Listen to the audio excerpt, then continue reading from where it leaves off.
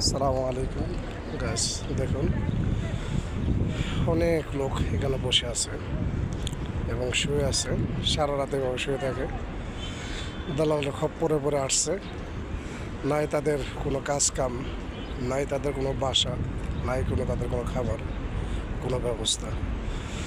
তো যারা নতুন বাংলাদেশ থেকে আসবেন বিশেষ করে, ঠিক আছে,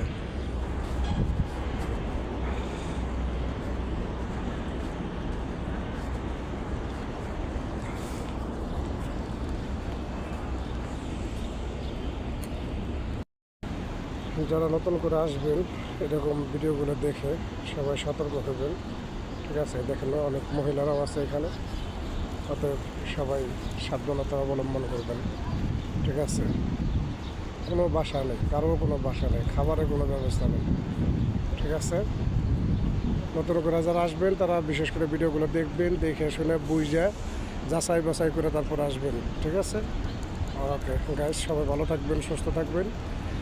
ভালো কিছু করার জন্য, ভালো কিছু হওয়ার জন্য সেই কামনায় রাখছি। সালাম আলাইকুম।